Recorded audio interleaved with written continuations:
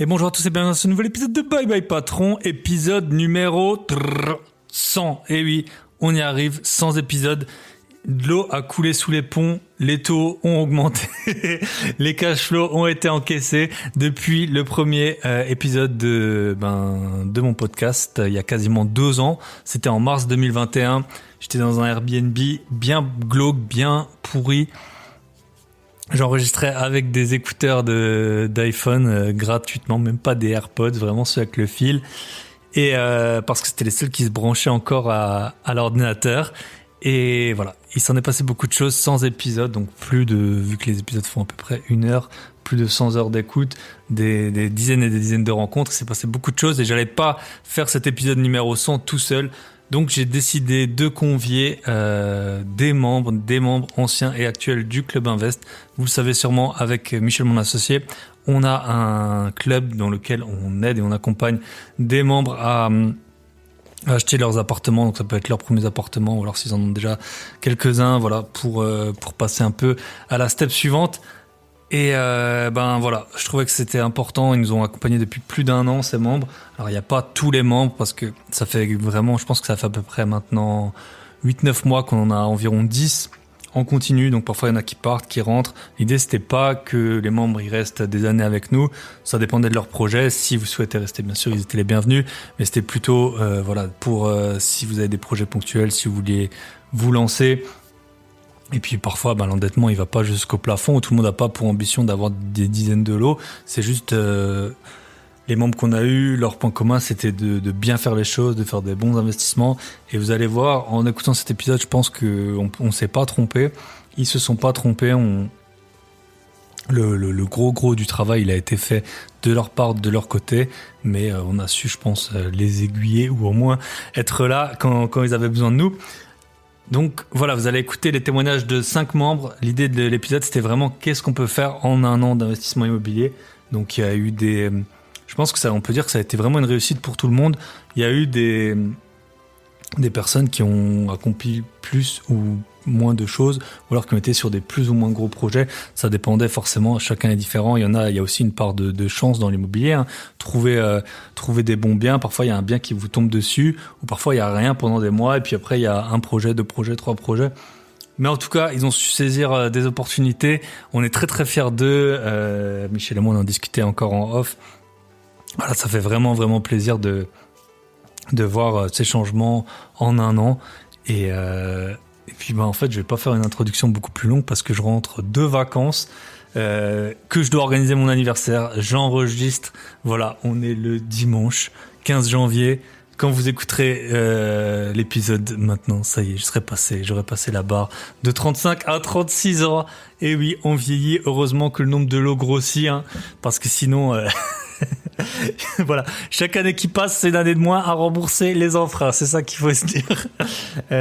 Donc voilà, je vais pas aller plus loin. J'ai mes 2 appartements en cours, j'ai ma fête d'anniversaire, ma double fête d'anniversaire à organiser. Ça fait beaucoup de choses un peu dans ma vie privée. Je reviendrai vers vous dans les épisodes prochains pour la suite de mes investissements. Je vous souhaite une très bonne écoute.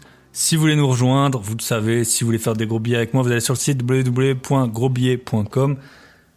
Ou alors vous me contactez sur Instagram, Bye Bye Patron, tous les liens sont dans la description. Vous pouvez m'envoyer un mail à info@byebyepatron.net, ou vous pouvez nous contacter sur le site www.clubinvest.fr, lien dans la description, ou nous envoyer un mail à info@clubinvest.fr. Donc c'est CLUB, un 1 comme le chiffre, VEST.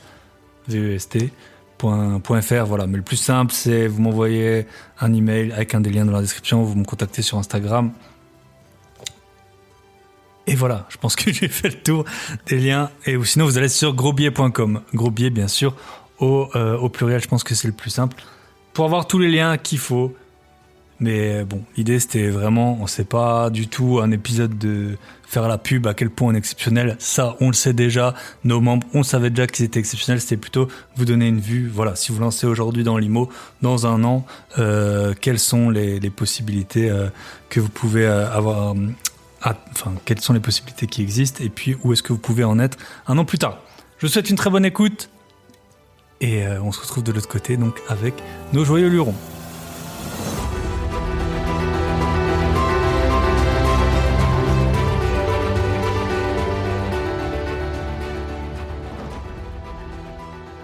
Et bonsoir à tous, bonjour à tous, épisode 100 du podcast, vous l'avez attendu. Alors je vais pas vous le cacher, je suis pas sûr et certain que c'est le 100e, mais bon, il y a un moment il faut décider, parce qu'il y a eu des réuploads, des uploads, parfois il y a eu 2 épisodes pour un. Mais en tout cas, on va considérer que c'est l'épisode 100, et pour cet épisode 100, j'allais pas faire l'épisode tout seul, hein, c'est comme un anniversaire. Voilà, c'est demain du jour où j'enregistre, le mien. Et donc, j'ai décidé d'inviter un peu les vieux de la vieille du Club Invest. Michel et moi, ça fait depuis à peu près décembre 2021 qu'on avait lancé le concept. D'abord, on a eu un membre, 2 membres, 3 membres. Et puis là, ça fait un petit moment qu'on est à 10, qui était à peu près l'objectif qu'on avait fixé tout le temps. On n'en voulait pas plus parce que c'est beaucoup de, on veut que tout le monde réussisse, c'est que ce soit beaucoup de succès et de travail. Donc voilà. Donc j'ai réuni la fine fleur. Alors je vous cache pas que c'est une sacrée équipe qu'on a ce soir. Et en fait, le but de l'épisode, c'était de voir ce qui était possible de faire en 1 an d'investissement IMO. La plupart des membres que vous allez entendre, ils n'avaient pas encore d'appartement, ou alors euh, certains étaient un peu plus avancés, mais voir en 1 an ce qu'on peut faire. Il y en a qui ont eu plus de réussite que d'autres, plus de péripéties que d'autres.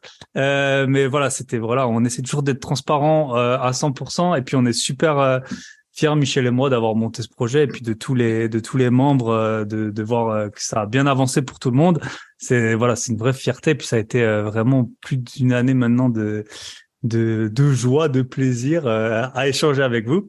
Donc, ce qu'on va faire, c'est, on a 1, 2, 3, 4, 5 membres ce soir. On va faire par ordre du plus ancien au plus jeune.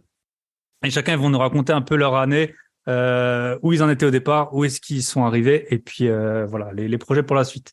Donc, on va commencer avec Régis. Salut Régis, comment ça va? Salut Thibaut, et salut à tous et à tous les auditeurs du podcast. Eh ben, merci, Ça va bien. merci d'être là. Est-ce que tu pourrais, donc pour démarrer, te présenter quel âge t'as, dans quelle région t'investis, et puis où t'en étais, Ouais. avant de rejoindre l'équipe de Joyeux Luron. Ouais, donc effectivement, moi j'ai 48 ans, je suis marié, j'ai 3 enfants, je suis cadre dans la fonction publique, et puis on habite dans la région Rhône-Alpes. Ok, super. Région Rhône-Alpes, alors il y a un peu de tout. Il y a le côté, on connaît la Savoie, on a pas mal de gens qu'on rencontre sur les événements de Savoie et Haute-Savoie, qui connaissent des prix de l'immobilier qui sont très élevés. Et puis il y a aussi possibilité de trouver un peu des projets moins chers. Toi, t'étais orienté vers quelle stratégie? C'était plutôt trouver des mètres carrés pas chers pour avoir de la renta, ou quelle stratégie t'as voulu adopter? Bah ouais, c'est ça, c'est que en fait moi j'avais déjà ma résidence principale, donc une maison, j'avais un investissement cellier, et puis un T4, donc j'avais déjà au niveau patrimoine, tu vois, ce qu'il fallait. Donc moi, c'était plutôt de m'orienter vers des biens plus, tu vois, vers du cash flow, quoi. Un investissement, voilà, pour plutôt avec des mètres carrés pas chers, ouais, effectivement. Ouais. Ouais. Parce que ton cellier, c'était dans une ville assez chère, hein, au mètre carré de souvenirs, hein. C'était Ouais, ça. ouais, c'est ça. Bah, c'était bon pour en parler, c'est à Aix-les-Bains, près du lac, voilà. Donc euh, ouais, c'était un bon investissement. Et, euh, et voilà, donc là, c'était plutôt de chercher dans une ville moyenne, là, près de chez moi. Des biens dans lequel je pourrais faire soit de la LCD, soit de la coloc. Et, euh, Et et t'as fait ouais, les c'est deux. ce qui. Ouais, et j'ai fait les deux finalement. Donc j'ai trouvé un studio en LCD. Et puis une coloc, une grande coloc pour le coup de 6 chambres, enfin, qui fait 150 mètres carrés. Donc au début, il n'y en avait que 4, donc il y a eu pas mal de travaux à faire. Voilà. Mais voilà, ça a été réalisé voilà, en 6 mois, on va dire, quoi, entre la recherche et puis la signature, hein. Bah, Et ouais, faire les travaux pour la coloc, c'était en octobre. ok, top. Et tu peux nous parler un peu des chiffres des deux, la LCD, et aussi du financement. Donc, tu as Ouais, ouais, 48 ans, des enfants. Forcément, c'est pas ouais. toujours les mêmes stratégies en fonction de l'âge qu'on a. Donc voilà. Ouais, si tu peux nous Ouais, donc, parler un peu de chaque projet, bah, combien t'as payé, combien, où t'en es, combien ça rapporte, des choses comme ouais, ça. bah, alors pour les deux, donc j'ai eu un financement équivalent. Je signe à peu près au même moment. On est parti sur du 25 ans avec un an de différé et j'avais obtenu du 1,35%. Donc, Là, c'était vers l'été ou fin du printemps? Ça en juin, ouais. Ouais. Donc, le studio, je l'ai acheté 52 000. J'ai fait pas mal de travaux dedans pour 12 000. Avec les frais de notaire, ça fait 72 000. Et puis, je suis sur du 1 200 euros brut par mois. Et puis, on obtient un cash flow à peu près de 500 euros par mois sur ce studio. Bah, c'est propre. Et ensuite, franchement, c'est le truc dont je suis plus satisfait parce qu'en fait, je pensais que ça allait être pas mal de charge mentale, tu vois, de le gérer. Mais finalement, là, tu vois, aujourd'hui, j'avais une rentrée, une sortie, voilà. C'est assez simple. Finalement, il faut que tu as mis en place avec la femme de ménage, si elle peut en même temps de changer les draps, les linges, tout ça. Donc, ça fonctionne bien, ça roule bien. J'avais une petite peur quand même parce que j'ai pas sur cet LCD de visiophone pour faire l'ouverture à distance, quoi. Ouais, donc j'ai qu'un badge Vigic pour rentrer. Donc j'ai réussi à trouver une combine pour placer une boîte à clé à l'extérieur accrochée. Voilà. Donc ça fonctionne bien, faut bien expliquer. Mais voilà. Et puis sinon, ouais, la coloc, alors là, beaucoup de travaux. Enfin, je veux dire, c'est beaucoup de charge mentale, je trouve. Donc à la fin, j'ai acheté 160 000, tu vois, pour 150 mètres carrés. J'ai fait 50 000 de travaux avec le sol, la peinture, 2 salles de bain. Et puis évidemment des meubles en plus, quoi. Donc on est à 215 000 plus 15 000 de frais de notaire en gros, quoi. Et voilà, en brut, ça me rapporte 28 000 et hors charge, on est 23 000. Et là, sur du cash flow, de renta. Ouais, voilà, c'est ça. Et cash flow, après, faut voir sur l'année, quoi. Hein. Ouais. Faudrait voir sur l'année comment je vais gérer la période fin mai, début septembre, quoi. Mais je pense que je peux tabler sur un 600 de cash flow en étant un petit peu pessimiste, quoi. Donc 500 sur le premier, 600 sur le deuxième, 300. Voilà. En gros, ça a mais avec 300 000. Quand même, je trouve, tu vois, pas mal d'argent finalement mobilisé sur la coloc. Et puis là, tu vois, je fais rentrer des colocataires, donc il faut essayer de mettre en place une étiquette entre eux, tu vois, une sorte de règle de bonne conduite pour le ménage. J'ai l'impression d'être un peu le gentil organisateur, tu vois, de la vente, quoi. Donc, le papa. C'est sûr que ma femme là me dit non, mais attends. Le JO Club Med. Régis, a.k.a. le JO du Club Med. Ouais. Là, tu vois, j'ai fait rentrer quelqu'un avec une personne qui est fumeur. Bon, c'est bien, il y a des terrasses, donc, mais il y a quand même de la fumée qui rentre. Donc, tu vois, aujourd'hui, j'ai un message comme quoi, ouais, il faut que tu lui dises que voilà, il y a des odeurs de cigarettes dans l'appartement. J'ai envie de dire, mais tu peux pas lui dire toi-même. Ah non, c'est compliqué. Hein. Les gens, ils sont vite. Mais t'as vu, sur les derniers épisodes, suite aux discussions qu'on a eues, j'ai posé la question des conjoints, parce que c'est vrai que c'était une question qu'on s'était posée à un moment. Comment vous gérez les petits copains, petites copines de vos vos colocataires, ouais. Ouais, c'est un vrai sujet. Et puis après, ouais, la vaisselle, la propreté, tout le monde a un peu des niveaux différents. Après, ouais, c'est vrai, il y avait, je crois que c'était quelqu'un dans un de tes podcasts qui disait qu'il mettait des lits de 120, de mettre des lits de 140 pour justement éviter ça. Bon, après, c'est vrai que souvent, c'est quand même le fait que ce soit un lit 140, c'est quand même quelque chose qui va faire se décider, je pense, un colocataire de venir.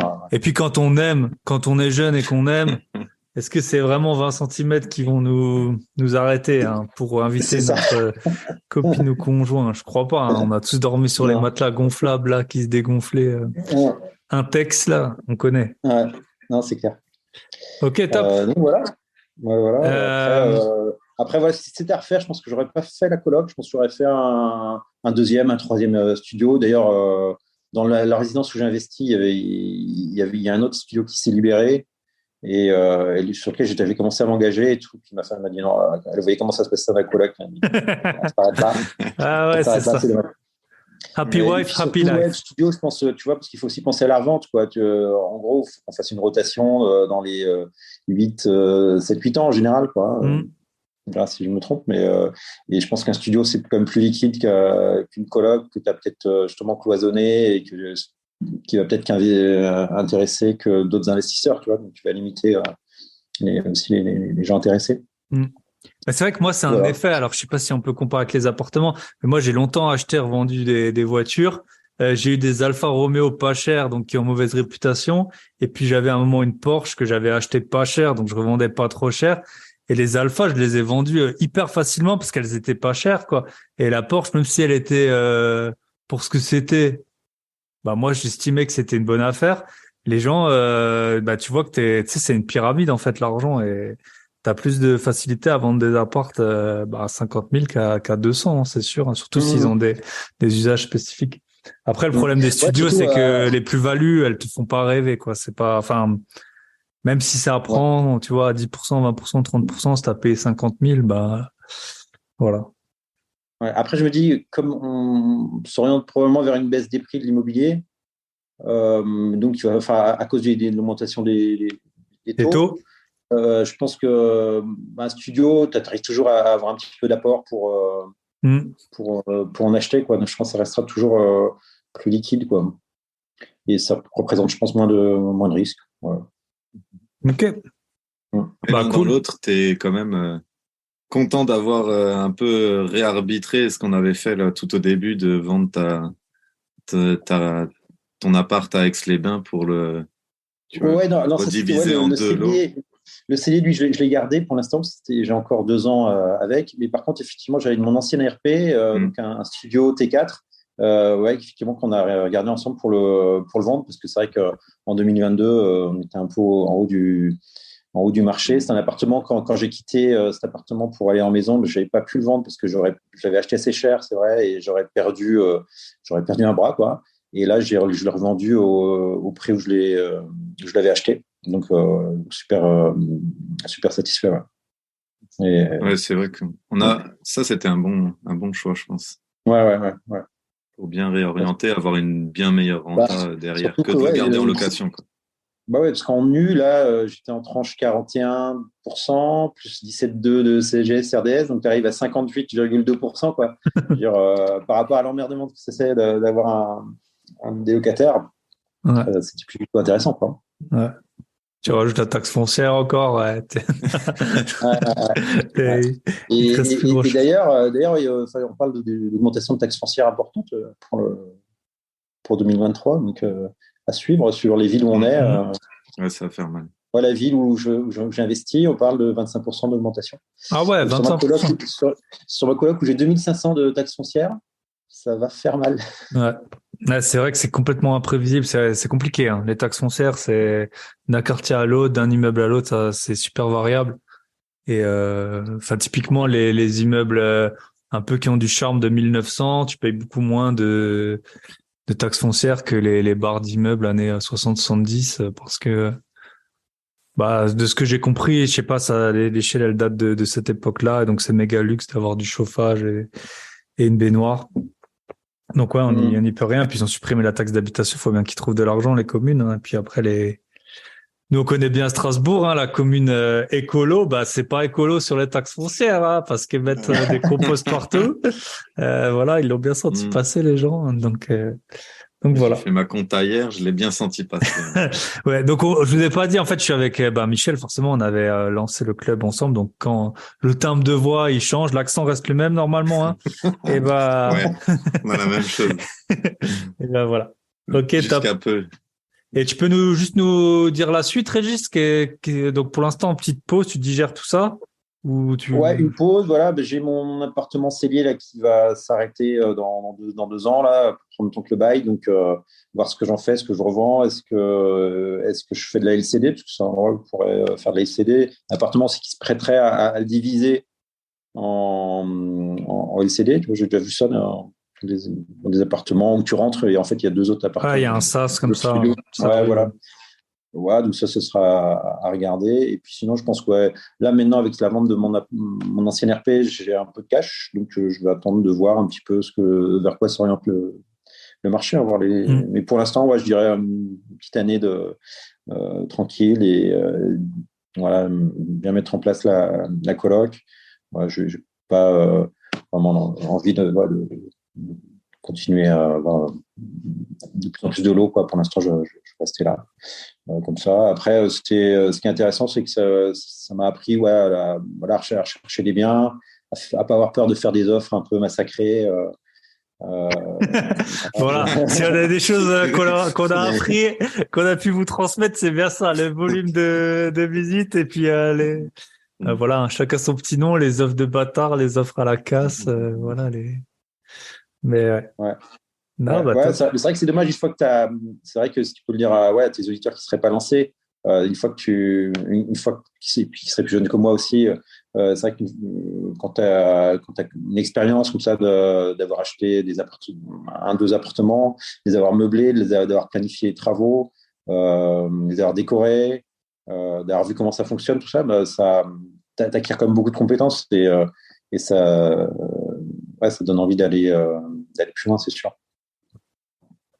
Bah top, bah c'est tout ce qu'on te souhaite, de bien digérer ça et puis après de repartir quand on aura envie. Mais en tout cas, ce que je retiens aussi, c'est t'as 48 ans, t'as eu un emprunt sur 25 ans avec un an de différé. Euh, voilà, on parle d'allongement de la retraite. Ça fait 48 plus 25, là, je crois qu'on est en dehors des clous, là, de mal Ouais, payé. c'est clair, c'est Le clair. pays, il est Ouais. à feu et à sang, là. Ok, ok, top. Bah écoute, je pense qu'on a fait un bon petit tour. On va passer au membre suivant, qui est Axel. Hein, si je me trompe pas dans on n'a pas demandé les papiers d'identité avant de démarrer, mais Non, c'est bien mon nom mais de scène. c'est bien ça. Et ce serait bien le style à avoir une fausse carte d'identité faite sur Snapchat. Bah, si tu veux, Michel, je vais te laisser un peu guider l'entretien. Et puis Axel, donc en fait, l'idée du club, c'était vraiment que les personnes rentrent et puis sortent quand elles le désirent. On n'avait pas pour projet ceux qui souhaitent rester longtemps, bah ils sont les bienvenus. Puis après, il y a des périodes, on peut emprunter plus ou moins. Parfois, c'est un petit projet ponctuel, parfois c'est plus long. Donc voilà, Axel nous a quittés il y a quelques mois déjà, donc il s'est passé pas mal de choses depuis. On a hâte de découvrir un peu tout ça. Vas-y, Axel, présente-nous Allez. tout ça. Et Mais puis, je m'appelle Axel, c'est en tout cas mon nom de scène. Et j'ai 35 ans, j'habite dans le sud-ouest, dans une magnifique ville qui s'appelle Bordeaux. J'ai dû rejoindre le club au printemps 2022. J'ai fait un peu d'IMO avant de rejoindre le club. J'avais acheté une résidence anciennement principale à Paris, puisque je suis une saleté de Parisien qui a immigré dans le sud-ouest. À l'époque, je revenais d'expat, je l'ai acheté cash, première grosse erreur, et je l'ai mis en location depuis en LMNP. J'ai fait un peu d'LMNP autour de Bordeaux. J'avais acheté ma résidence principale.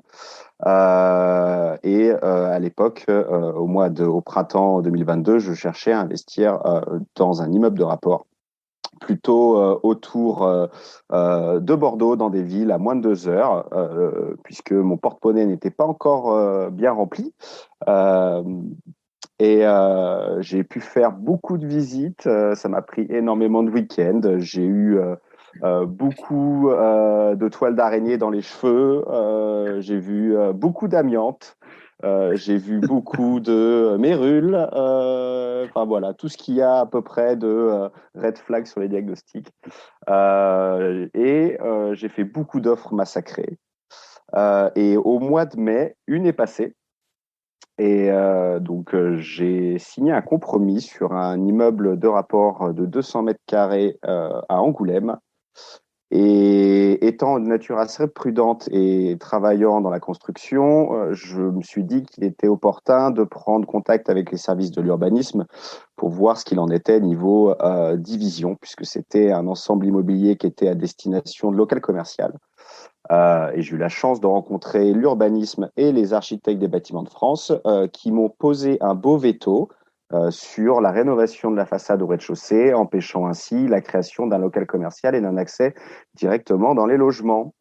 Et j'ai su ça 8 jours avant la fin du délai de rétractation du compromis. Et donc, au 9e jour, j'ai gentiment dit au vendeur d'aller se faire voir et de garder sa daube. Et donc voilà, ça c'était la joie et le plaisir du mois de mai 2022. Et j'ai continué les visites. À peu près tous les week-ends, au grand plaisir de ma concubine qui m'a tué puisque je me réveillais entre 6 et 7 heures du matin pour aller à des villes à 2 heures de Bordeaux. Donc voilà à peu près le topo. Et à ce jour, je n'ai toujours pas investi dans cet fameux immeuble de rapport, mais au travers de mes tribulations, j'ai un peu réorienté mon activité puisque je bascule plutôt en marchand de biens sur Bordeaux. Et à ce titre, en développant un peu mon réseau avec les agents sur Bordeaux, j'ai eu pas mal d'opportunités qui sont tombées, et notamment un ensemble de 2 maisons,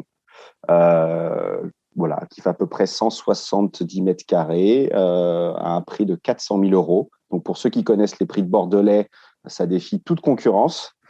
Et donc, j'ai pu me porter à cœur de cet ensemble immobilier. J'ai essayé de négocier parce qu'on ne se refait pas.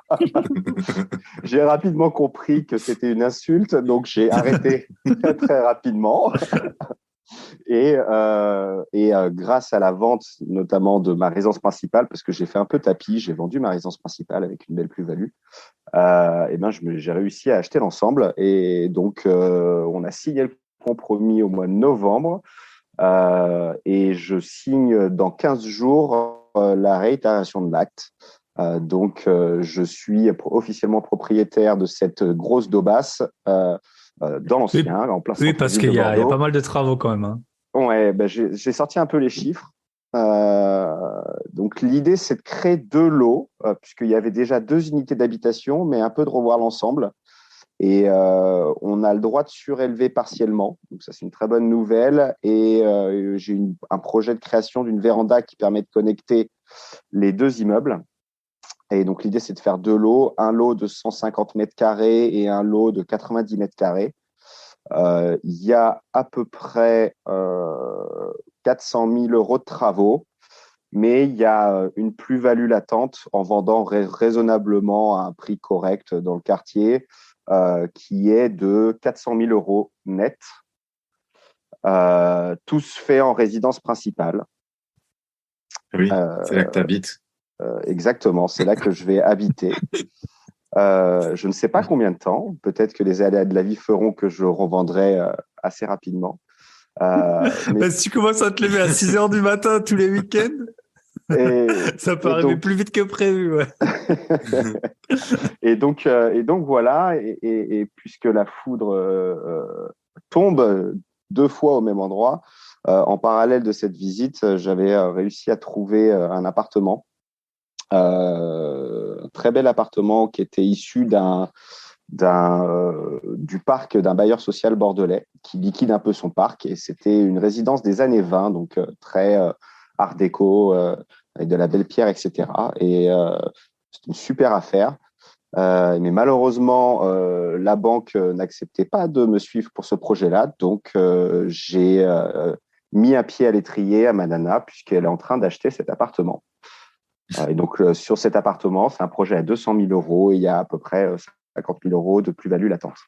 Et il y a un bon rendement locatif, puisque le prix au mètre carré est pas cher. Il y a un bon rendement locatif à Bordeaux qui doit tourner autour de 6,5%, ce qui est extraordinaire pour Bordeaux, compte tenu du prix au mètre carré et du plafonnement des loyers.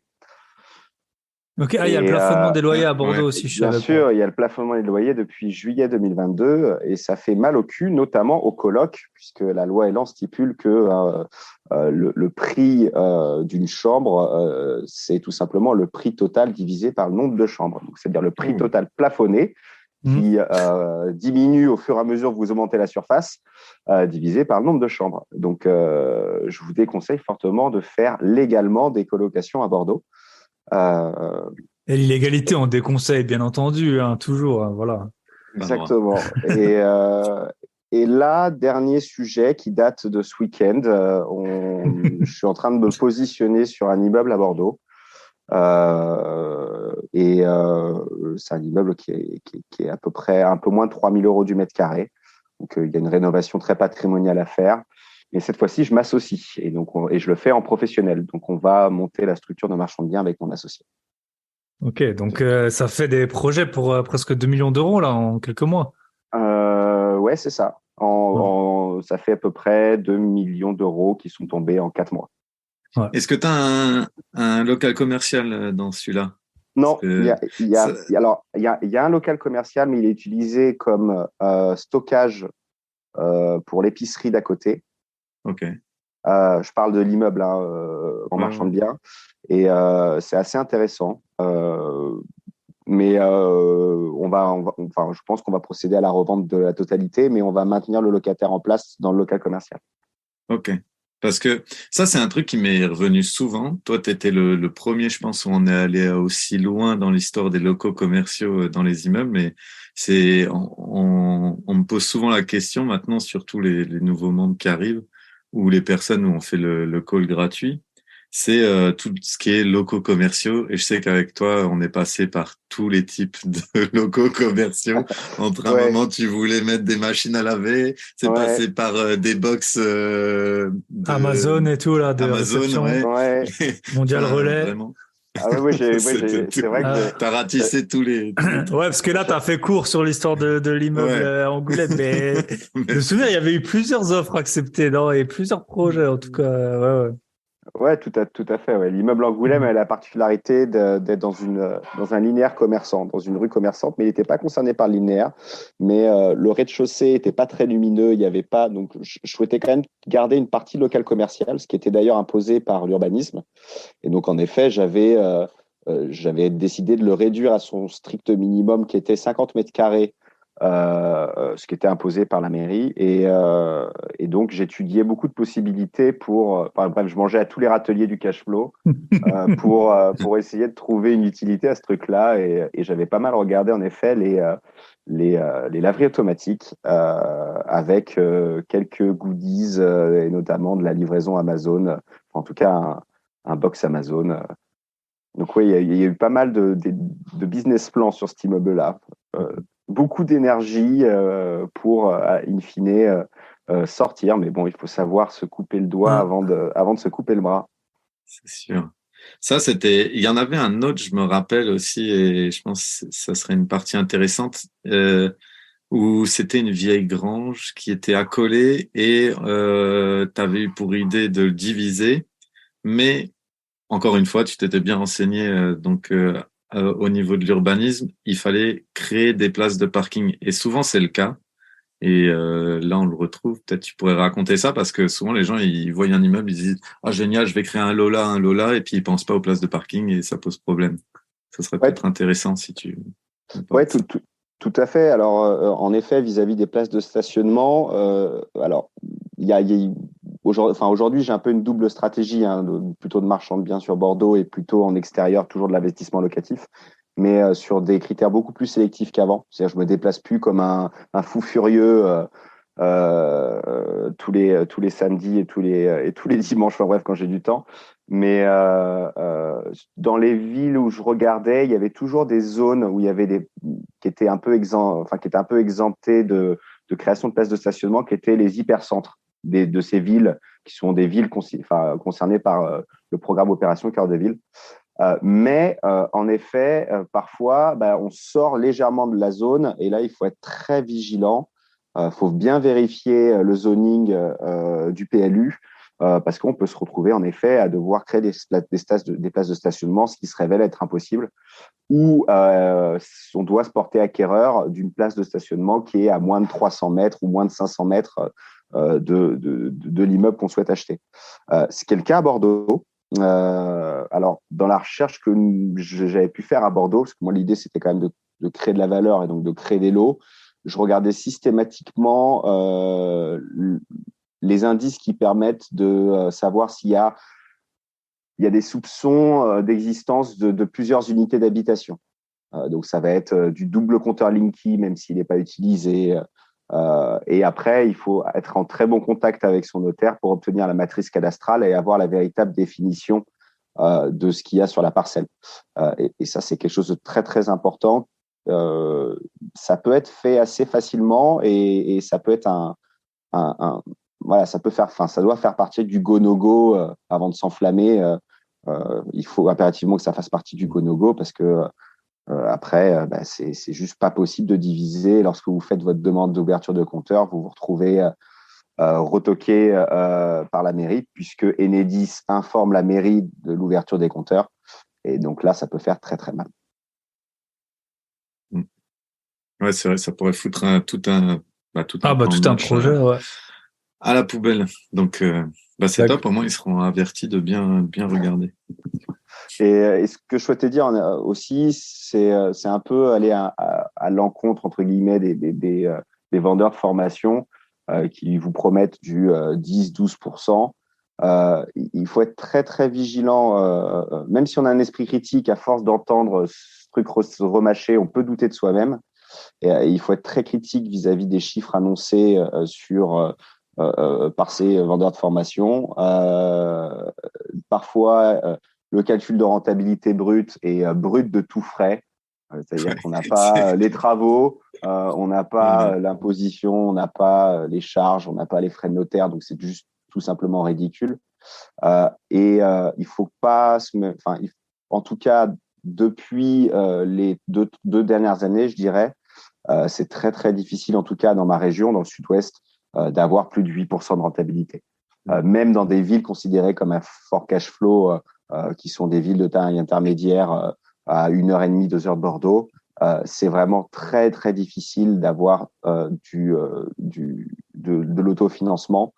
Et donc, il faut être très vigilant sur ce que vous analysez, il faut être très vigilant sur l'estimation des travaux et pas se lancer bien en tête. Voilà, c'était un petit warning.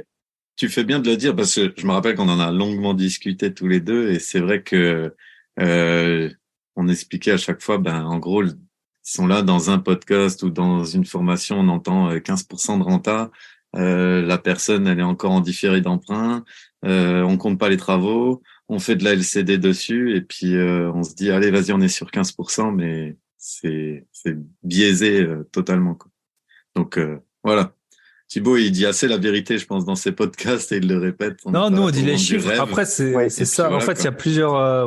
Pour moi, le principal argument, c'est d'acheter sous le prix du marché. C'est quand même comme ça que tu fais quoi qu'il arrive. Après, ça dépend du cash que tu as de côté et tout. Si tu me dis que tu as 1 million d'euros de cash, en fait, achète toutes les bonnes affaires que tu vois, peu importe la renta. Puis après, tu verras bien ce que tu en fais, tu vois. Si tu as zéro, c'est d'autres stratégies. Et après, nous, tu vois, on a des apparts avec Michel à bien plus que 10% de renta. Eh bien, on les a achetés il y a longtemps aussi, tu vois. Depuis, dans les villes moyennes, l'immobilier, il a fait quasiment x2. Hein. Donc, quand t'avais 10-12 il y a 4-5 ans, maintenant, si t'as 7-8, tu vois, tu prends. Hein. Là, je suis en train de finaliser un appart. Je vais avoir... parce qu'en plus, j'ai 2 places de parking. Je les loue à part. Je vais avoir peut-être entre 7,5 et 8%. Et puis, je suis très content. Parce que, voilà, c'est ce que j'ai trouvé à ce moment-là. Et dis-toi qu'on a un appart dans le même immeuble qu'on a payé 20-25% de moins il y a 2 ans. Mais bon, voilà, à force de visiter, tu te fais une idée des prix du marché et puis c'est comme ça. Acheter moins cher que le prix du marché. Si vous voulez des cours pour faire des bonnes ODB, Axel, je pense que là, il a masterisé le cours, quoi. Oui, en effet, ce que j'ai pas dit, c'est que j'ai énormément visité, quasiment. Je peux donner peut-être une estimation de combien de biens tu as visité depuis que tu es rentré. C'était quoi, au printemps, tu as dit? Donc, c'est là où tu t'es lancé un peu à corps perdu dans... Donc, ça fait 8 mois, je pense que... Franchement, pas loin. 80. Ouais, voilà, 80 biens. Donc, beaucoup d'immeubles, quoi. Hein, parce que 80 beaucoup biens, d'immeubles, ouais. Et là, en fait, je me suis imposé un peu une routine d'avoir au minimum 2 visites par semaine. Ok. Et en fait, les visites, c'est essentiel pour se créer un réseau avec des agents. qu'on peut derrière entretenir, avoir sa petite shortlist d'agents IMO dans les villes, puisque derrière, il devient notre relais quand on a un peu la flemme de se déplacer. Et voilà, la priorité, en tout cas, je dirais que c'est vraiment de créer son réseau d'agents, de créer son réseau de partenaires divers et variés. Et le seul moyen de faire ça, c'est d'aller visiter comme un gros bourrin. Et derrière, je me dis à chaque fois, bon, j'ai pris le temps d'aller visiter. C'est pas pour enfiler des perles, quoi. Donc autant lâcher la bombe, petite offre de Narvalo et puis voilà. Et l'offre, elle est motivée par le fait que l'objectif est d'être à l'autofinancement dans ces villes-là, donc d'être autour de 8% de rentabilité brute en incluant tous les frais qui sont liés à un vrai calcul de rentabilité brute. Et donc, pas après estimation des travaux et par déduction, on arrive à un prix qui est celui qu'on est prêt à offrir. Et parfois, les agents les présentent, parfois, les agents pleurent et ne présentent pas l'offre parce qu'ils ne veulent pas passer pour des guignols, mais voilà. Oui, faut pas se déplacer pour rien, quoi. Donc, faut faire des offres. Il y a même pour certains biens qui m'intéressaient, j'avais 2 offres qui étaient préparées en amont et je remettais l'offre en main propre lors de la visite. Et selon le mood de l'agence, selon les échanges, selon ce que j'avais vu, je donnais une offre plus ou moins agressive. Voilà, exactement. Voilà, un beau mastermind là, une bonne masterclass d'Axel. Ok, top, je pense qu'on a fait le tour. On voit tes projets. Alors, dans l'ordre décroissant des âges, c'est Théo, je pense. Hein. Théo, t'es plus vieux que Kevin. Hein. Je crois que c'était peut-être Kevin d'abord. Kevin, 30 ans, moi d'abord. Ouais, c'est ça. Ah, bon, c'est Kevin. Allez, Kevin. On est parti avec Kevin. Kevin, il est déjà passé sur le podcast parce qu'il était à l'événement, à notre week-end d'IMO. Alors, on en a vite fait parler avec Michel. Il y aura un autre événement très probablement, mais il faut voir quand est-ce que monsieur veut bien traverser l'Atlantique. Ce sera plutôt vers l'été, je pense. Hein. Oui. Donc, voilà. Bah oui, parce qu'il fait beau 2 mois par an au Canada. Autant ne pas être là. C'est ça, quand le raté. Ok. Écoute, Kevin, tu peux te présenter depuis l'événement, il s'est passé pas mal de trucs. Donc, si tu peux nous raconter un peu. Voilà. Quel âge t'as? On le sait, 30 ans maintenant. Et puis, c'est exactement ça. Dans quelle région t'habites, t'investis? Et puis, voilà, qu'est-ce que t'as fait? Qu'est-ce que t'es en train de faire? Raconte-nous tout. Alors, tout d'abord, bonjour à tout le monde. Et puis, bon, ça, c'est du scoop. Week-end IMO l'été prochain, je note. Non, alors, de mon côté, c'est ça. J'ai 30 ans, je suis dans la vie, donc je suis commercial. Et j'ai rejoint le club Hermès au tout début. Je dois être l'un des premiers, si ce n'est le premier. Et d'ailleurs, je suis toujours dans le club. Donc, moi, depuis que je suis arrivé, j'ai un studio en location courte durée. Et j'ai fait une proposition d'offre d'achat donc hier pour un second appartement et j'en visitais un autre semaine prochaine et très probablement du coup avec une offre à la clé. Donc voilà. Pourquoi le choix de la location courte durée? C'est parce que j'étais plus ou moins obligé. J'habite en Loire-Atlantique dans le 44 et donc forcément quand on a fait nos recherches de biens donc avec l'aide de Thibaut, j'ai fait mon fameux rayon de recherche avec ce fameux cercle et autant vous dire que la moitié du cercle était dans l'océan Atlantique. Donc j'étais assez limité en termes de recherche donc puis en termes de rentabilité surtout parce que c'est ça en fait, nous on a passé énormément de temps parce que là donc ça fait une bonne année que t'es là. C'est vrai qu'on a passé énormément de temps à trouver des villes. Tu peux raconter, t'as carrément pris des télétravails, des Airbnb, on a bien poncé le truc, quoi. Hein, donc. Ouais, c'est ça. On a dû cibler des villes qui étaient à 1 heure et demie de chez moi, et forcément, il y a l'activité salariale qui entre en jeu aussi, donc on peut pas non plus trop prendre 2 jours de congé. Donc, le télétravail est rentré en jeu. J'ai pu partir un peu plus loin de chez moi pour effectuer des visites, donc j'ai loué des Airbnb, puis j'ai fait des visites. En plus, Thibaut, il a la bonne idée de me challenger avec un objectif de 10 visites en 1 mois. Et c'était l'année dernière, donc voilà, 10 visites en 1 mois. Ah, t'es vachement loin de chez sympa, toi, Thibaut. Non, mais c'était loin de chez lui, parce que toi, je sais que t'as filé 10 visites à Axel. Non. Ah, moi, je faisais 10 visites par semaine, ils m'ont tous me sauté dessus. Oh, le prof laxiste. Ouais. Non, mais c'était un beau challenge parce que je sais pas si tout seul, en tout cas, je l'aurais fait. C'est aussi l'expérience et l'avantage que j'en tire, c'est que tout seul, c'est pas forcément évident de se motiver. Donc avec ce challenge, au moins, bah voilà, les visites ont été faites, ça m'a servi d'expérience. Et puis, bah c'est la loi des grands nombres. Plus on fait de visites, plus on a de contact avec les agents, plus, bah comme disait Axel, on a un réseau derrière. Et tout de suite, bah la première offre, la première proposition, on a peur, on se dit, oh, est-ce que je négocie? On y va. Bon, d'accord, on a les premiers retours. Et puis derrière, en fait, une fois sur deux, on négocie comme des cochons, quoi. Et on envoie des ODB à l'appel. Voilà. Et puis parfois ça passe. Bah, tu peux nous raconter ton studio, un peu. Bah, de quoi tu t'es occupé, et puis bah, où t'en es maintenant, combien il rapporte, voilà. Ouais. À quel point t'as délégué, tout ça. Peut-être, Ouais, alors c'est un combien de temps studio ça que te j'ai prend, trouvé c'est ça? donc en off-market. Il n'était pas du tout mis sur les sites internet des agents enfin des agences immobilières. Donc c'est un bien off-market. Il était dans un bon état. Moi, je suis arrivé, j'ai juste fait des travaux de rafraîchissement, donc c'est-à-dire peinture. Peinture. On a changé le radiateur de la salle de bain pour mettre un sèche-serviette. On a mis une porte de douche et pour enlever le fameux rideau très fashion. Mhm. Donc voilà, vraiment du Cuisine. rafraîchissement léger. Ouais, et ajout d'une cuisine. Mhm. Ajout d'une cuisine. Et puis derrière, bah, il fallait le meubler.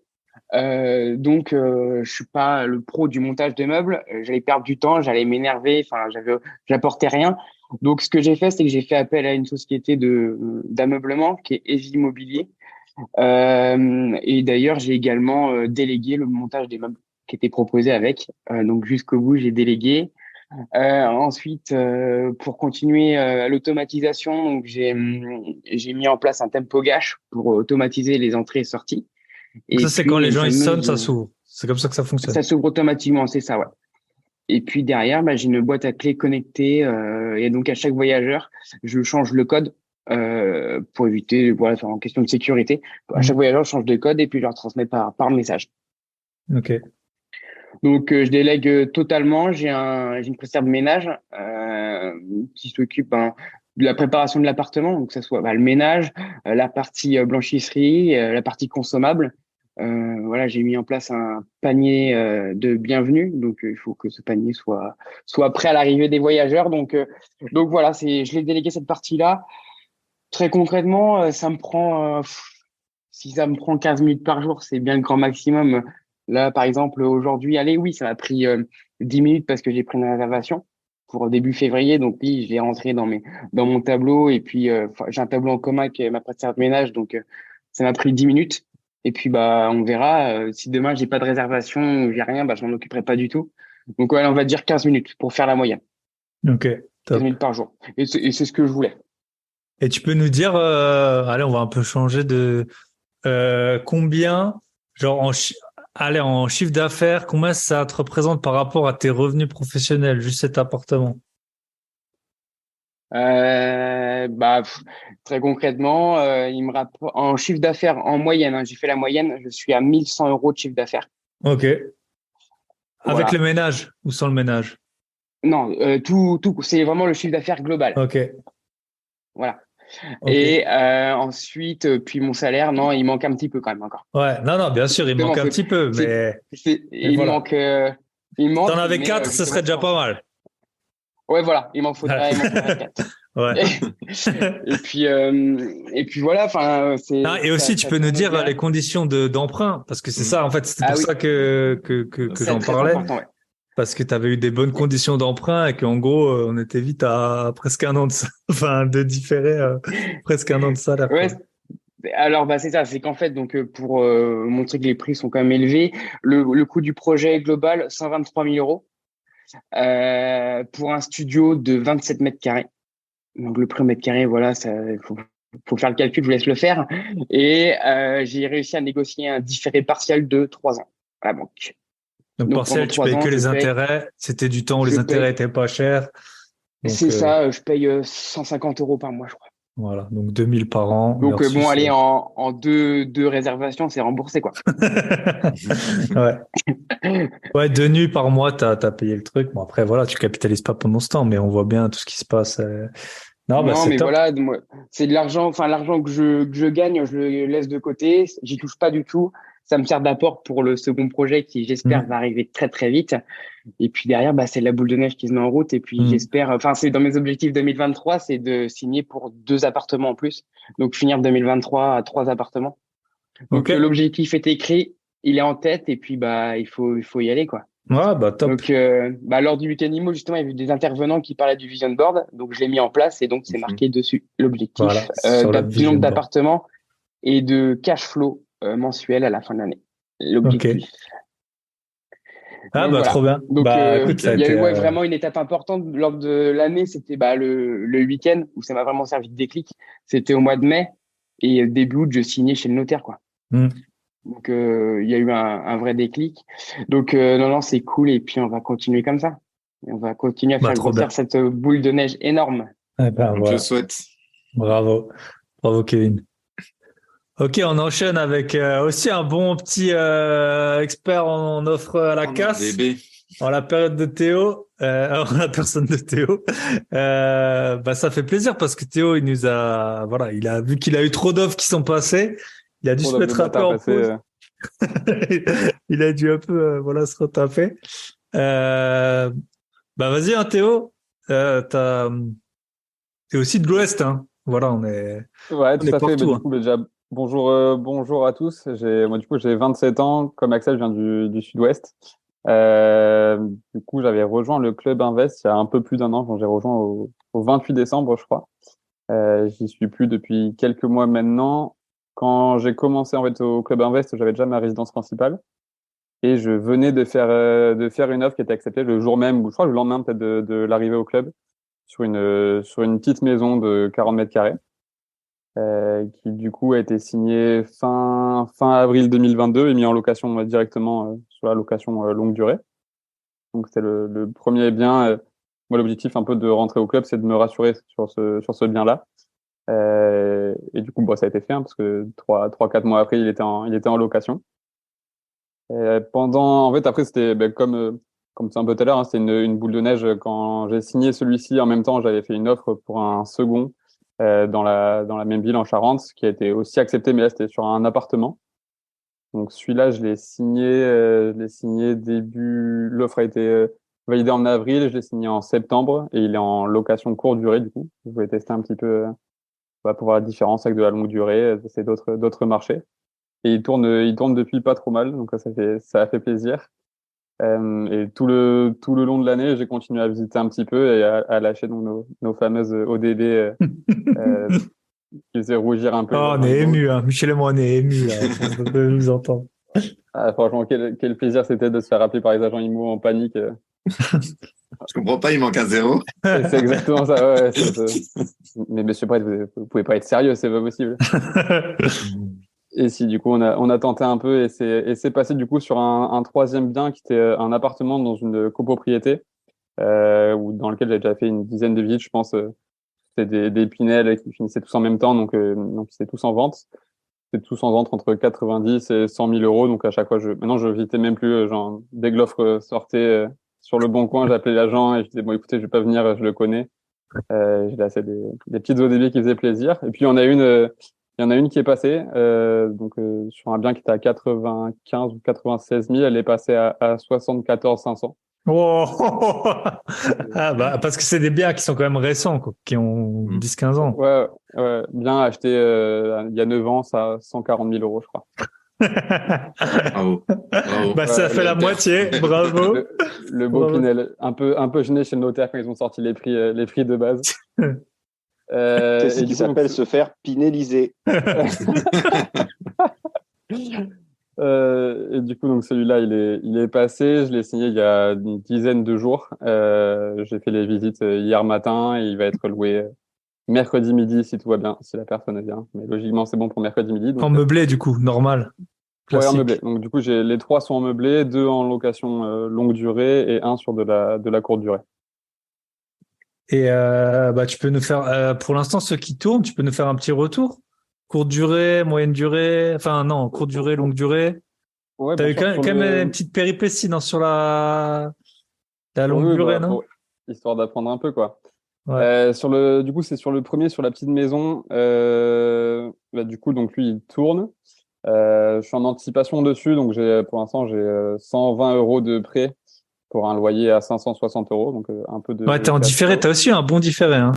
Ouais, j'ai un bon petit différé dessus, mais je pense que je vais voir combien de temps je le ferai durer, mais en gros, quand le prêt tombera, ce sera à 350 euros, donc il y a pas de charge de copro et une taxe foncière très faible, donc je vais avoir 150, 170 euros de cash flow dessus. Donc effectivement, quelques petites aventures avec la locataire. On apprend au fur et à mesure, hein. Il faut être solide sur les garanties visales. J'avais mal envoyé les dossiers, etc. Bon, bref, ça a été un peu compliqué sur la fin, mais au final, je m'en sors pas trop mal. Et là, du coup, j'ai un nouveau locataire en place qui a bien la garantie mise en place dans les temps, donc plus de soucis de ce côté-là. Sur le deuxième, donc il y a un appart dans la même ville qui est en location courte durée. Du coup, donc signé en septembre. Moi, je suis parti un mois en vacances et donc je m'en suis occupé en novembre. Il a commencé à être loué en courte durée fin novembre, début décembre. Donc sur début décembre, ça s'est un peu mis en place. Je crois que j'ai loué pour 600 euros de chiffre d'affaires. Et là, sur janvier, j'ai été full du 1er au 31. Donc sur le mois de janvier, je vais avoir un chiffre d'affaires dessus de 2300 euros. Et donc j'ai un différé aussi dessus. Pour l'instant, je paye 150 euros de crédit dessus. Et tu prends 2300 euros au mois de janvier? En chiffre d'affaires, ouais, donc avec les frais de ménage, etc. Ouais, ouais. Donc, plutôt sympa. Donc, peut-être pas bosser en janvier, quoi. Je suis pas pointé au bureau. Ouais, finalement, Je ouais. reste à la maison. Peut-être prendre un petit mois de vacances, Ok. quoi. Et l'appart, il coûtait combien? Tu peux nous... Ouais, 90 000, 5 000 euros de frais d'agence. Il était loué meublé. Enfin, il était, pardon, vendu meublé. Donc, même, ils ont essayé les couverts, absolument tout. J'ai acheté un canapé en tout. J'ai mis en location directe. Donc, aujourd'hui, je suis avec une conciergerie, parce que moi, ça faisait beaucoup d'un coup. L'idée, c'est en 2023, peut-être de le reprendre moi en direct. Ouais. Ouais, puis t'habites pas dans la ville, c'est plus compliqué aussi, hein. C'est différent de Kevin, par exemple. Même Ouais, si au final, tu peux tout déléguer, l'entrée-sortie, voilà. ouais, je pense que je le tenterai dans les mois à venir. L'idée, c'était au moins pour la mise en place, de voir un peu comment ça se passait, etc. Puis, vu le Hmm. mois de janvier, bon, ça a l'air de se mettre Ouais. pas trop mal en place, quoi. Ok. Et ouais, donc le troisième, lui, donc c'est celui avec l'offre de bâtard à 74 et quelques. Il va être loué à 560 euros, comme le premier. Donc, ça va me faire un peu moins de cash flow parce que j'ai pas de différé dessus. Mais ça va me faire un 150 euros de cash flow, une fois les charges parties. Donc, ça commence avec les trois à être assez sympa. Ouais, bah top. Ah, bravo, hein, franchement. Ok. Voilà. Belle, L'audace de belle la petite année, quoi. jeunesse, c'est beau. C'est beau. Exactement. Bon, honnêtement, je rejoins un peu ce que disait Régis tout à l'heure, mais moi, ce qui m'a mis en confiance, c'est les offres de bâtard, hein. En fait, ça permet un peu de passer d'une position où on est tout nouveau dans l'immobilier, on découvre les visites, avec les agents immobiliers qui peuvent prendre parfois un petit peu de haut, etc., sur les dossiers. Ah, d'un coup, oh putain, mais quel enculé, il vient vraiment me faire ça comme offre. En fait, il rigole pas du tout et ça change totalement le truc. Donc ça, j'encourage les gens qui commencent à pas hésiter, en fait. Quand vous avez un bien qui vous plaît pas forcément, sur lequel vous n'êtes pas persuadé, bah, faites une offre de bâtard et vous verrez bien comment ça se passera. Dans tous les cas, vous apprendrez, quoi. Ouais, c'est ce qu'on peut dire, c'est que aussi quand tu fais de l'investissement, tu vas pas habiter dedans, donc il y a beaucoup moins d'affect, enfin c'est un truc tout bête. Moi, j'ai très peu d'appartements qui ont des parkings, alors que, enfin, de stationnement, parce que c'était les biens les moins chers souvent et les plus rentables, alors que beaucoup de personnes, bah, pour habiter, ils veulent avoir un stationnement s'ils ont une voiture, et voilà, qui sont pas en mode bobo avec comment ça s'appelle là, le truc scandinave là, tu sais, avec la caisse devant là, quand tu vis une vraie vie, voilà, que tu as besoin d'une voiture, et bah t'es bien content de pouvoir te garer. Mais c'est vrai que pour les locations, typiquement, moi j'habiterais pas dans un appartement où c'est difficile de se garer, mais on a des apparts où c'est pas forcément évident, les gens ont pas de voiture, des étudiants, des plus vieux, des trucs comme ça. Donc ouais. Et donc, t'as moins d'affect, donc tu fais souvent des meilleures décisions, hein.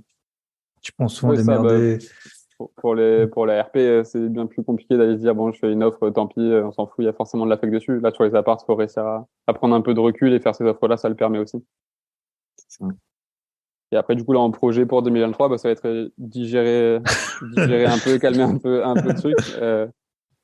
Comme Axel, prendre du temps pour pousser ma copine à s'y mettre aussi, pour faire un projet avec elle sur l'année, quoi.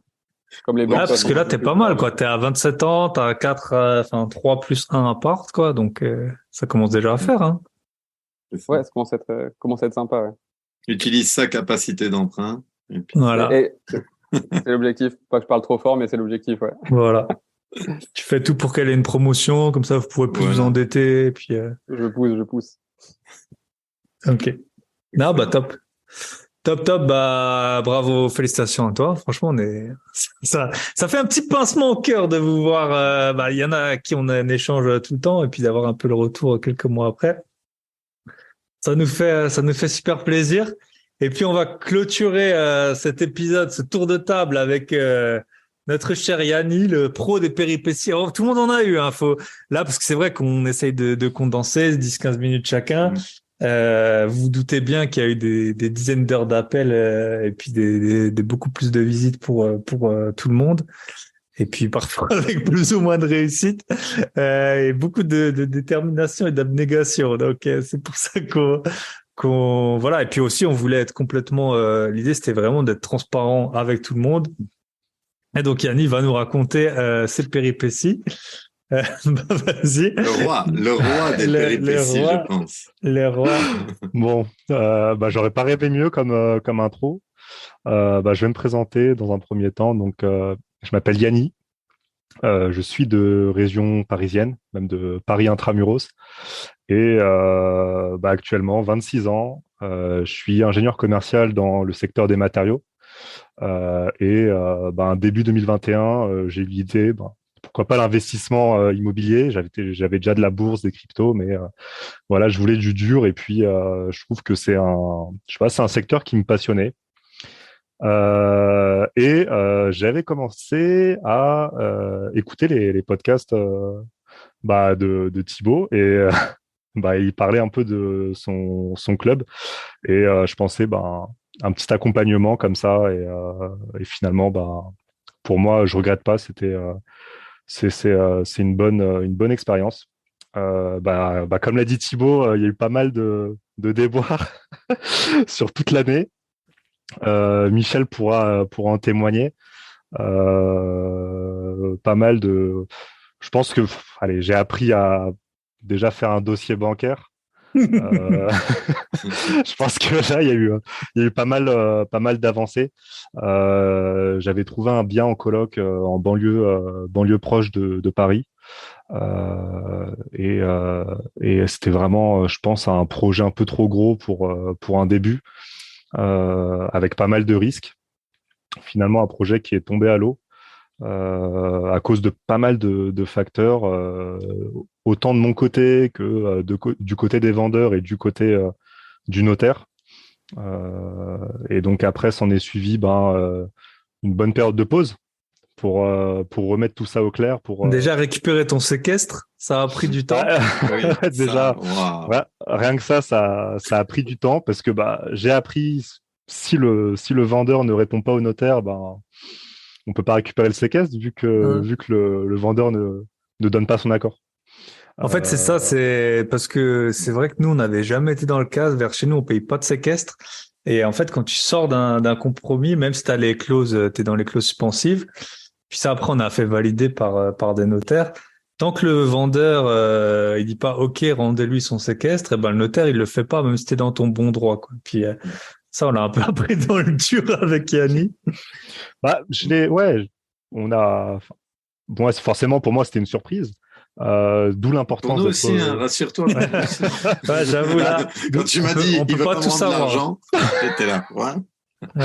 D'où l'importance d'être représenté par un notaire aussi et à ce moment-là déjà il fait le taf et derrière c'est un peu comme un avocat, il nous représente et de toute façon j'avais un peu cherché sur internet et je dirais que toutes les sources étaient unanimes sur le fait qu'il est rare que le séquestre ne soit pas rendu, même après décision de justice. Donc, bon, on n'en est pas arrivé là. Un beau jour, j'ai reçu un email comme quoi on allait me rendre mon séquestre par virement. Et après cette période de pause, je suis reparti pareil sur une coloc proche banlieue parisienne. C'était autant de risques, autant de galères. Sur le papier, ça avait l'air beau, mais une fois qu'on regardait les documents, c'était valait mieux pas y aller. Donc encore une fois, une vente annulée.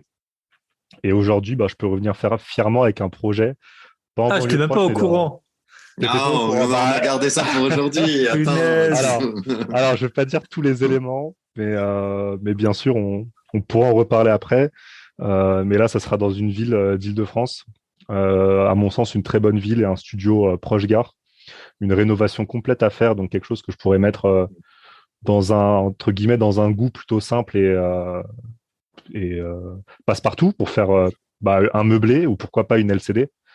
Mais dans tous les cas, même en meublé, ça fera 500 à 550 euros de loyer. Donc, vérifier avec des fausses annonces sur le Bon Coin. Oh là là, ouais. Tout de suite les gros mots. Ouais, ça, quand on reçoit 10 messages en 24 heures et que les profils sont plutôt bons, soit des cadres, soit des personnes qui sont fonctionnaires, parce que c'est juste à côté d'un bâtiment des impôts,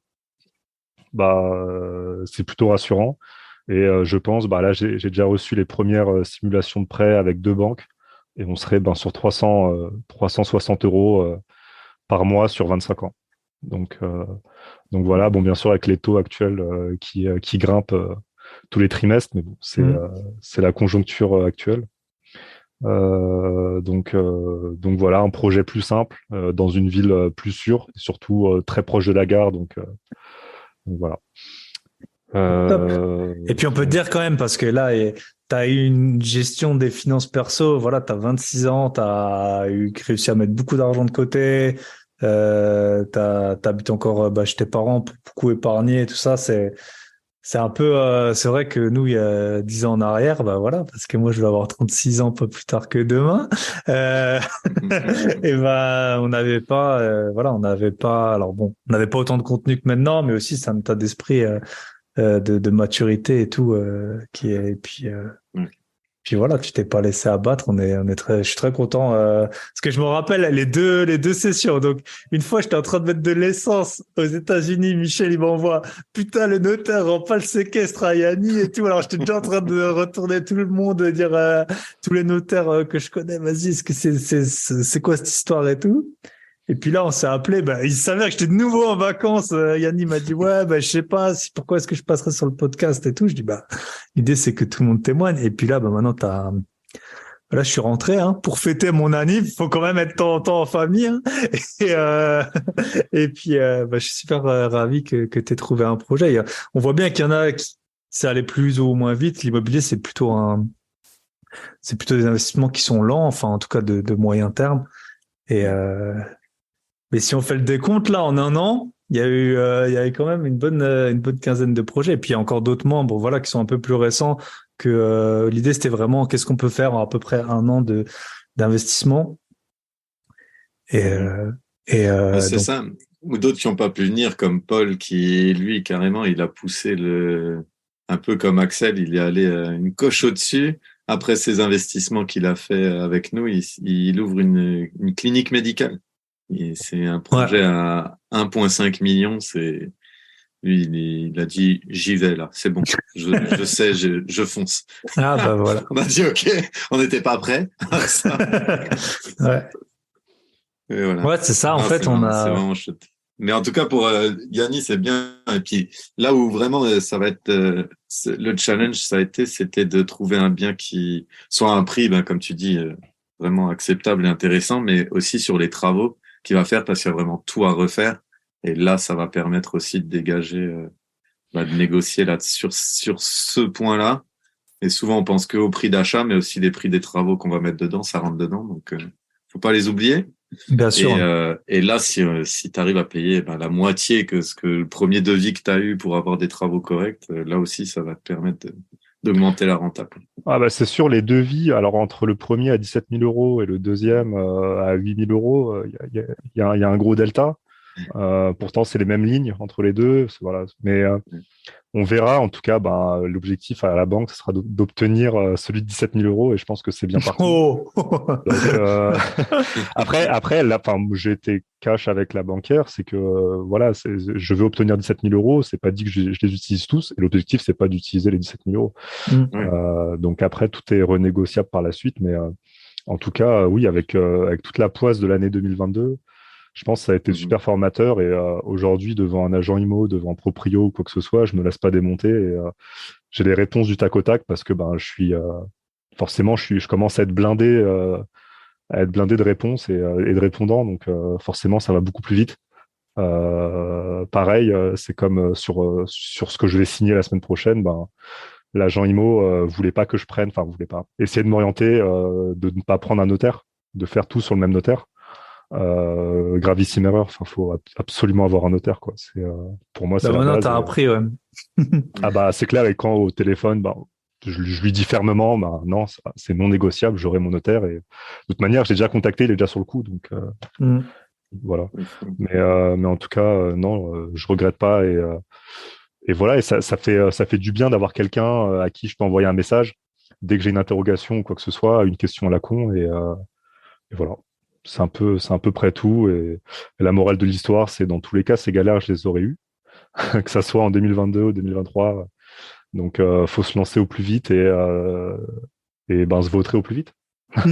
Voilà. Et puis en limitant la casse, parce qu'au final, t'as quand même bien limité la casse, quoi. Ça a été beaucoup de temps, beaucoup d'énergie, mais tu n'as pas laissé d'argent ou t'es pas allé sur des mauvais projets. Totalement. Je pense que c'est ça. Exactement. Voilà. Et top. Je pense qu'on a fait un bon petit tour, hein. J'avoue, je suis un peu. En ce moment, je suis ému là pendant les podcasts. Je sais pas pourquoi. Voilà, c'est quand on vieillit, je crois. Je sais quand on vieillit. En tout cas, félicitations à tous pour vos projets. Comme ça, je pense que tout le monde a eu. On a eu aussi des couples dans le club. On a eu que une femme toute seule. On l'a toujours d'ailleurs dans le club. Et c'est vrai que on parle souvent d'avatar. Enfin, quelqu'un m'a demandé, les membres de ton club, c'est qui? Enfin, c'est quoi le personnage type? Est-ce qu'ils ont ton âge? Et en fait, non, j'en ai eu. On en a eu plusieurs qui avaient moins de 30 ans, plusieurs qui ont eu plus de 40 ans. Et comme quoi, peu importe l'âge, on peut faire des offres, visiter beaucoup, et puis avoir des financements dans des super bonnes conditions. Maintenant, les taux augmentent, on fait autrement. Hein. On se débrouille. Michel, je sais pas si est-ce que quelqu'un veut rajouter un petit point? Vous pouvez lever la main. Et puis sinon, Michel, je peux te laisser conclure si tu veux.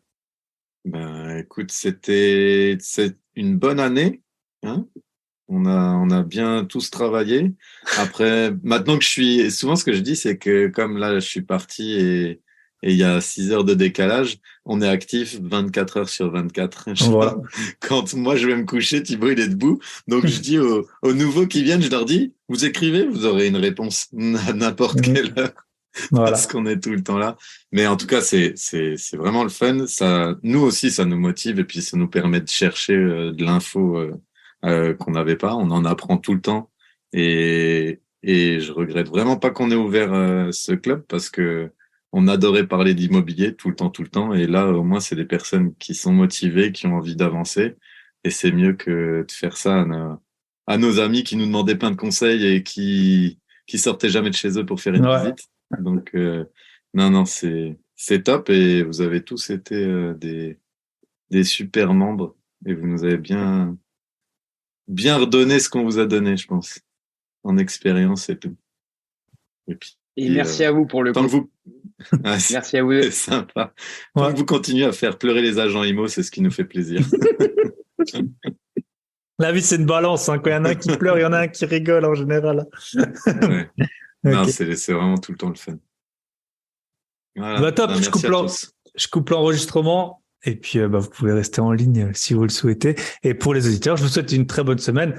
Si vous voulez nous rejoindre, il n'y a pas beaucoup de place. Il n'y a pas beaucoup de place, mais vous allez sur mon site grosbillet.com, vous écrivez à Michel. Il vous répondra, il a le temps, il est dans le froid, il sort pas de chez lui, il fait nuit 15 heures par jour. Donc voilà. Ils s'occupent pas de nos locataires parce que j'ai encore eu un message hier avant de monter dans l'avion qu'on a un problème avec une locataire, avec son chien, tout ça. Faut que j'y aille ce week-end. Et je dois aussi récupérer un gros loyer de garage en cash. Donc ça non plus, hein. Ah ouais. Voilà. Ouais. J'ai eu l'alerte, tu vois, je m'en occupe pas. On avait l'alerte. Là, j'achète, j'ai pas le temps, là. Voilà. Donc, il y a toujours des choses à faire. Voilà. Je vous souhaite une très bonne semaine et, merci d'avoir écouté ces 100 épisodes. Si c'est pas déjà fait, je vous invite à le faire. 100 épisodes. Le premier, il n'y avait pas de micro. C'était avec des écouteurs d'iPhone. Et puis, dans un Airbnb tout pourri parce que j'avais pas de logement à ce moment-là, pour rien vous cacher.